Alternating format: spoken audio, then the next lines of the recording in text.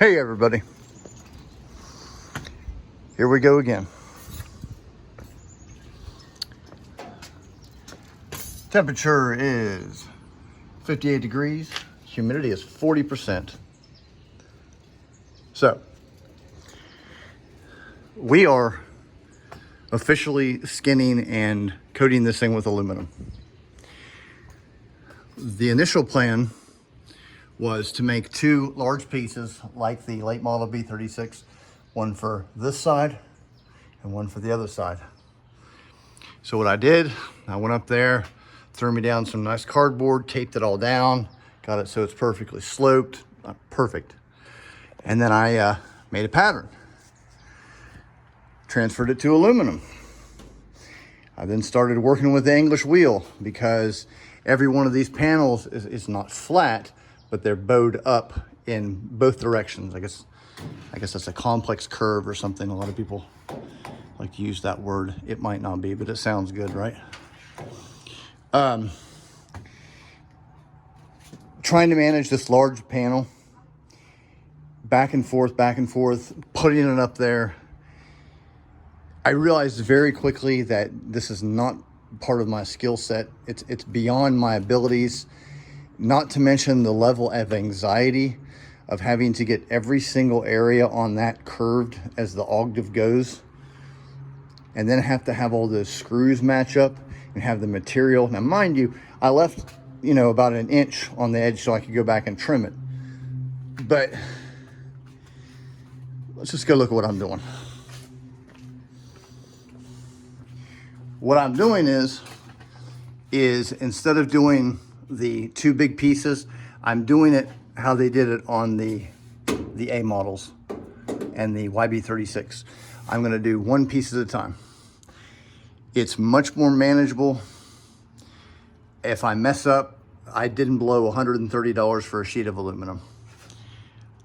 Plus, I've looked at so many pictures of B-36 canopies, and I can't determine beyond the YB-36 and the B-36A that anything else up to and possibly including the earliest H models had that type of canopy, because some pictures you can actually see the very faint glazing strips on there.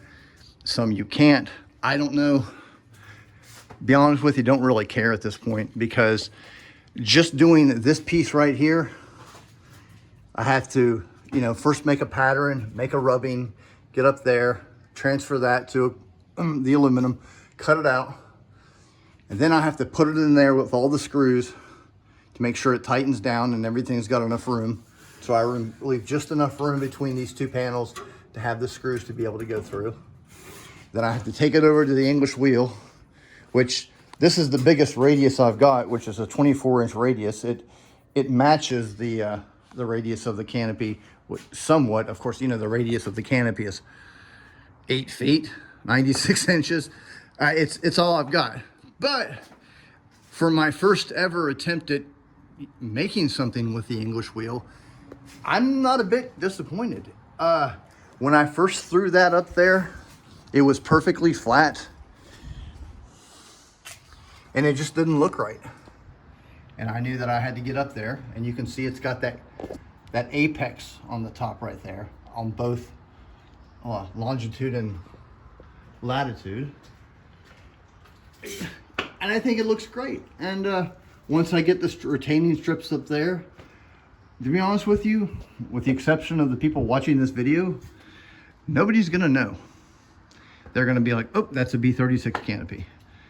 So that's where I'm at right now. I haven't produced any videos because I believe in my last video I mentioned that my supplier for several years no longer carries these. They're made by Tinnerman, and I took me about a week to find them. People in the B-36 interest group pointed me in what I hope dearly is the right direction.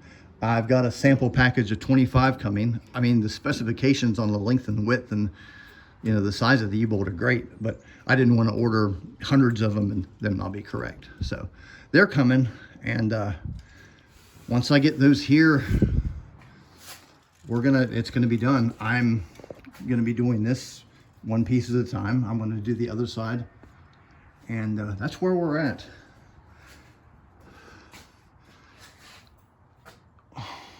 I'm not Convair. I'll see y'all next time.